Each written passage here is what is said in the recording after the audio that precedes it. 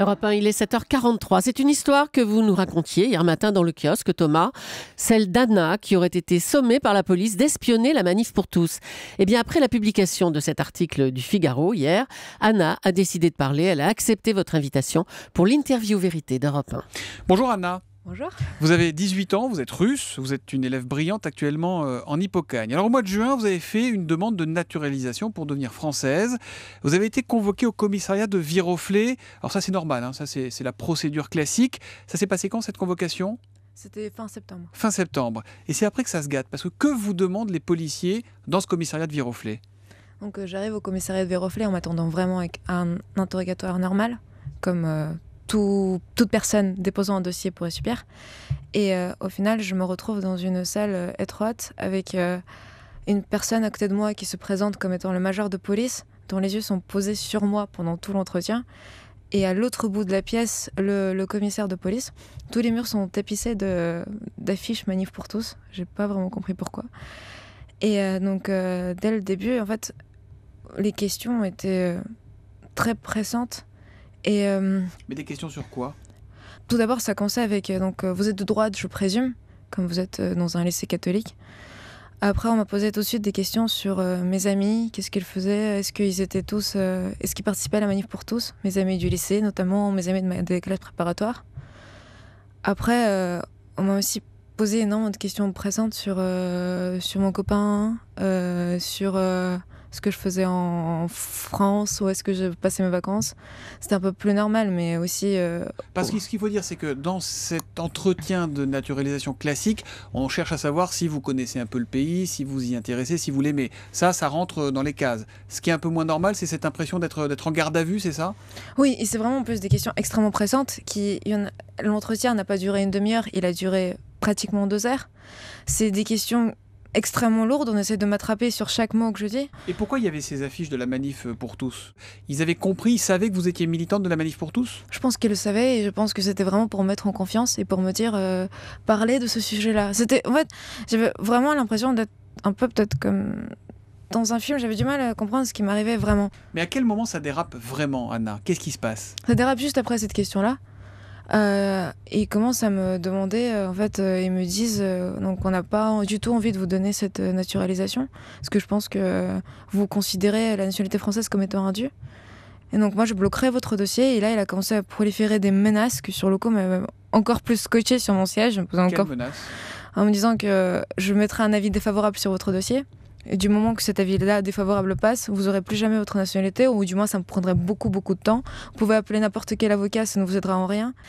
Et donc là, ils me disent, à condition que vous acceptiez sinon de nous aider, de travailler pour nous, et de nous livrer le nom de toutes les personnes qui participent à la manif pour tous de votre entourage. Mais alors, qu'est-ce qu'ils vous demandent exactement de faire en tant qu'indic ? Qu'est-ce qu'ils vous demandent comme service à rendre à la police ? Ils me demandent de livrer le nom de mes amis, et de tous ceux qui ont participé à la manif pour tous, de ceux qui ont fait passer les textos, de comment est-ce qu'on est au courant de la manif pour tous.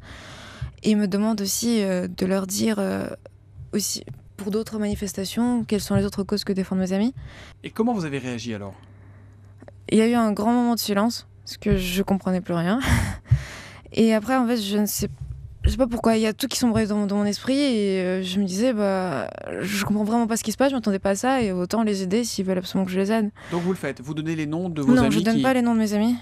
Et j'ai juste accepté leur deuxième requête, parce qu'ils en avaient une deuxième, que je me rende au Veilleur le 10 octobre, donc 2 semaines après cet entretien. Donc à une autre manifestation le 10 octobre ? Oui. À Versailles ? À Versailles, que je leur fasse signe dans la foule, et qu'ensuite on se rencontre et que je leur fasse un rapport sur ces veilleurs. Donc ça, vous l'avez fait ? J'étais censée le faire. Parce qu'à la fin, je leur ai dit oui, d'accord, je le ferai. Je m'attendais vraiment pas à ça. Et ils me disent, par contre, vous en parlez à personne de ce qui s'est passé ici, vous en parlez pas à vos parents, vous en parlez à personne. Et nous, de notre côté, on n'en parlera pas dans notre rapport. On va tous faire passer ça pour un entretien normal. Vous deviez pas en parler, sinon quoi ? Ils vous menaçaient de quoi ? Ils m'ont dit qu'ils respectaient les méthodes du KGB et qu'ils avaient qu'ils pouvaient me surveiller grâce au téléphone portable et grâce au pass Navigo, et qu'il valait mieux que je me taise. Et une fois que je sors, j'appelle ma mère, et là, au téléphone, je craque et je pleure. Voilà, donc vous téléphonez à votre mère, vous pleurez, mais vous lui dites pas pourquoi ? Oui, je lui ai dit que... Et ma mère me demande, mais c'est passé quoi avec les policiers ? Je dis, non, je t'en parle à la maison. Et en russe. en espérant peut-être qu'il ne comprendrait pas vraiment le russe. Et donc après, je rentre chez moi, je raconte ce qui s'est passé à mes parents. Mes parents sont à peu près aussi bouleversés que moi. Et du coup, j'appelle juste ma meilleure amie avec qui je parle de cette affaire et qui, grâce à ses contacts, à ses parents, réussit à contacter d'autres personnes et je finis par avoir le contact de M. Bellamy. C'est le maire adjoint de Versailles. Oui. Et lui alerte la préfecture. Oui, on se voit d'abord. Et donc après, lui, il alerte la préfecture et il me dit que c'est plus ou moins réglé et que je peux ne pas me rendre au veilleur. Du coup, la veille, le policier, il m'appelle en me disant « Il ne faut pas que vous oubliez le rendez-vous de demain ». Et après, le lendemain, je reçois sur mon portable plusieurs textos « Vous venez au rendez-vous ».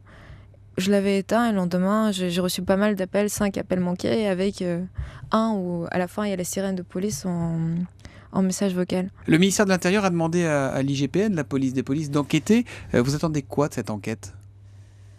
J'attends qu'on redresse certains torts et qu'on révèle surtout ce qui s'est passé exactement à cette journée-là. Et vous pensez que les policiers de Viroflay, qui vous ont entendu, donc, doivent être sanctionnés ? Non, c'est pas ma préoccupation pour le moment même. Moi, je veux juste que... Moi, je veux avoir mes papiers. C'est pas ça qui va me dégoûter de la France. Je veux Vous avez toujours envie de devenir française ? Parce que c'est pas ces deux personnes-là qui vont me gâcher toute ma conception que j'ai de ce pays. J'ai toujours voulu être française. Je me sens chez moi ici. J'ai tous mes amis qui sont ici. J'ai beaucoup de personnes auxquelles je tiens ici. Je compte poursuivre vraiment mes études ici. Et la France a toujours été mon pays. Et ce pourquoi, en plus, je respecte la France, c'est un pays, normalement, qui protège des droits, qui a beaucoup de valeurs. Et c'est pour ça que je me sentais vraiment appartenir à ce pays. Et votre dossier, il en est où aujourd'hui ? De naturalisation ? J'ai appris dans l'article du Figaro que normalement je devrais avoir les papiers d'ici la fin du semestre, mais j'ai pas eu d'autres nouvelles à part l'article du Figaro. Eh bien, merci beaucoup Anna d'être venue ce matin sur Europe 1. On va vous laisser retourner en cours. Hein, oui, merci. Et on vous souhaite une très bonne journée. Merci à vous. Merci.